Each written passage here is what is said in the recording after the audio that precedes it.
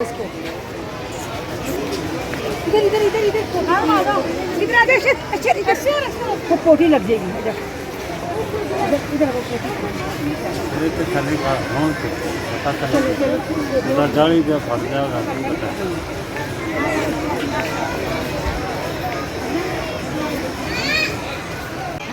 आ कोकड़ ओए तो सारा कोशिश करके तरह साल में आगे नहीं खतर करते हैं तो सुन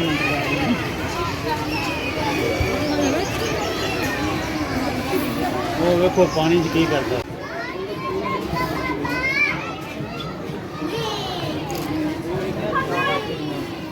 वो दावते ना चिड़ियाँ दावते बैठी हैं हाँ जी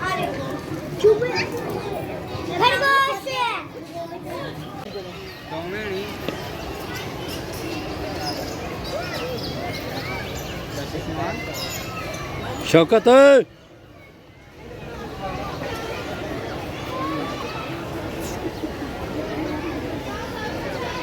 शेर ने तो शेर या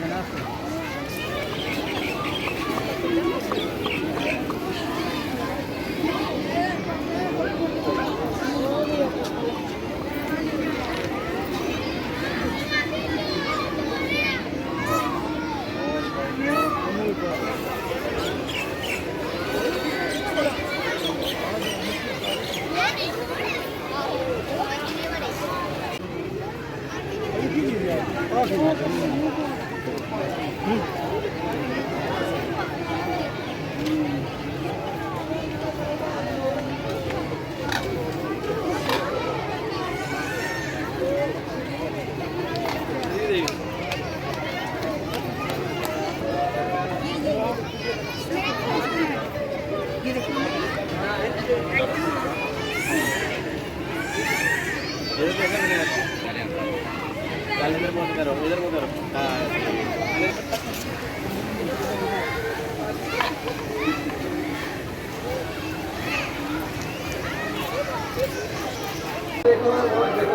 बंदा पे आंदा है कोई शेर है को नशा दे के सुनाए वो होश बनी फिर भुखे ना नवाई बार